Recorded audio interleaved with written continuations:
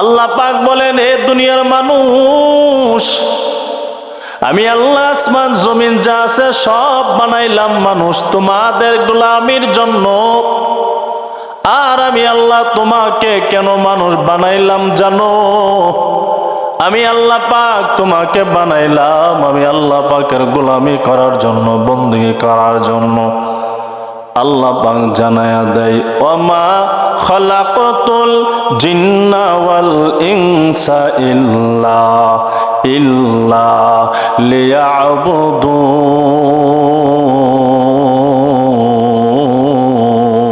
আসমানের মালিক, জমিনের মালিক, কায়নাতের মালিক রব্বে কাবা জানায়া দেয়, ও দুনিয়ার মানুষ, আমি আল্লাহ পাক মানুষ জাতি তোমাদেরকে আর জিন জাতিকে আমি আল্লাহ কেন বানাইলাম রে মানুষ? একমাত্র আমি আল্লাহর ইবাদত করার জন্য, আমি আল্লাহ পাকের গোলামি করার জন্য, আমি আল্লাহ পাকে সেজদা দেওয়ার জন্য। এরে মানুষ, আমি আল্লাহকে যদি ভুলে যাও, দুনিয়াতে যদি তুমি সেজদা না দাও, আমি আল্লাহকে যদি তুমি না চিনো, হাসরের ময়দানে যখন তুমি আসবা, আমি আল্লাহ পাকের রহমতের নজরও বান্দা তোমার উপরে পড়বে না, আমি আল্লাহর দয়া মায়া তুমি পাবা না, আমি আল্লাহর রহমতও তোমরা পাবা না, যার কারণে জাহান্নামে যেতে বান্দা তুমি বাধ্য হয়ে যাবা। এই জন্য বান্দা, আমি আল্লাহ দুনিয়াতে তোমারে পাঠাইলাম আমি আল্লাহর গোলামি করার জন্য। এরে দুনিয়ার মানুষ শুনে নেন, মসজিদের মুয়াজ্জিন সাহেব দৈনন্দিন 5 বেলা 5 ওয়াক্ত আপনা আমাকে নামাজের জন্য আহ্বান করে, হাইয়া আলাস সালাহ, হাইয়া আলাল ফালাহ, আসো কল্যাণের দিকে, আসো কল্যাণের দিকে, আসো উত্তমের দিকে। 5 বেলা 5 ওয়াক্ত আপনা আমাকে ডাক দেয়, আপনি আমি আসি না।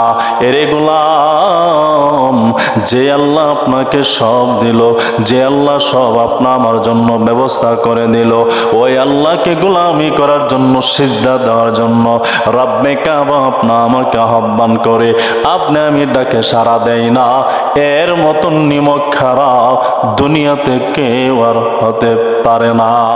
আল্লাহর বান্দা 500 বছর ইবাদত নিয়ে হাসরের ময়দানে দাঁড়ায়া যায়। হাসরের ময়দানে রব্বে কাবা বলে, ও গোলাম, দুনিয়ার জিন্দেগিতে 500 বছর রাতের বেলায় ইবাদত করেছো, তাহাজ্জুদের নামাজ, দিনের বেলা রোজা রেখেছো, ইসলামের জন্য যুদ্ধ করেছো। গোলাম রে, বল আমি আল্লাহ পাক কি তোরে ইবাদতের বিনিময়ে জান্নাত দেব, নাকি আমি আল্লাহ পাকের রহমতের কারণে জান্নাত দেব? বান্দা হরগার নিয়া বলে, আল্লাহ 500 বছর পর্যন্ত ধরে ধরে দিনের বেলা রোজা রেখেছি, রাতের বেলা দাঁড়াইয়া দাঁড়াইয়া ইবাদত করেছি, মাঝে মধ্যে আপনার দিনের জন্য যুদ্ধ করেছি। আল্লাহ এত পরিশ্রম, এত কষ্ট করেছি, আল্লাহ আপনার রহমতের গুণে কেন জান্নাতে যাব? আপনি আমার ইবাদতের বিনিময়ে জান্নাত দিয়ে দেন, ইবাদতের বিনিময়ে জান্নাত দিয়ে দেন। বান্দার অন্তরে সামান্য পরিমাণ অহংকার, ইবাদতের অহংকার চলে আসছে।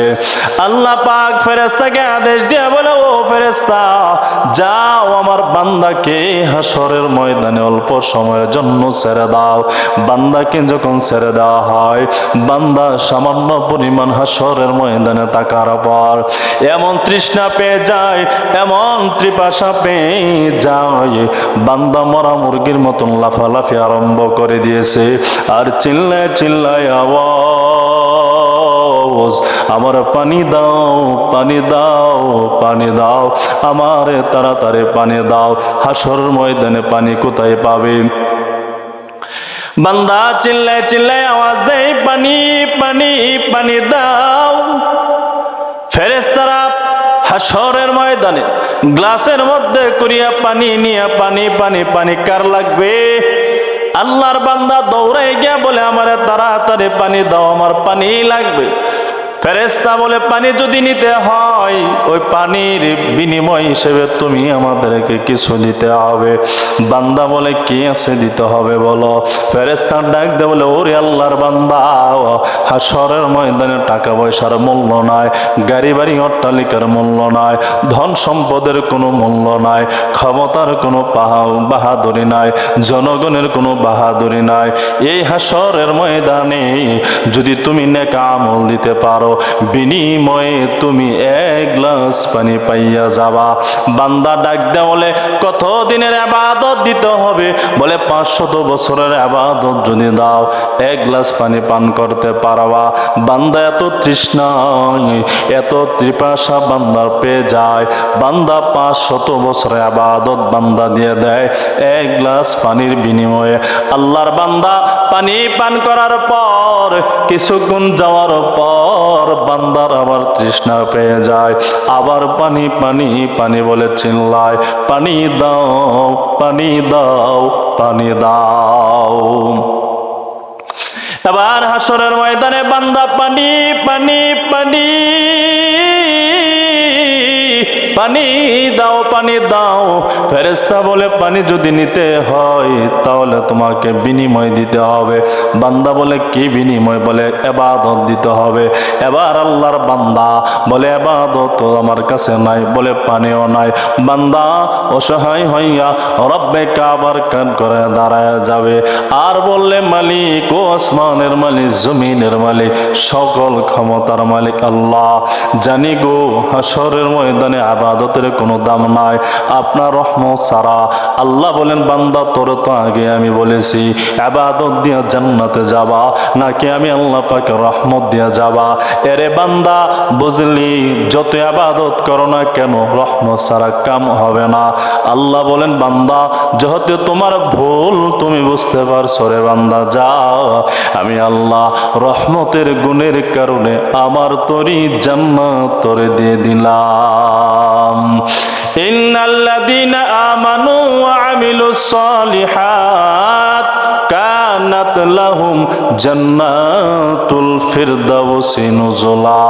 আল্লাহ পাক জানায়া দেয় নিশ্চয় যারা ঈমান আনয়ন করবে নেক আমল করবে আমি আল্লাহ পাক হাশরের ময়দানে আমার ঈমানদার বান্দা নেক আমল করনেওয়ালা বান্দাদেরকে আমার তৈরি জান্নাতুল ফিরদাউস দান করে দেব।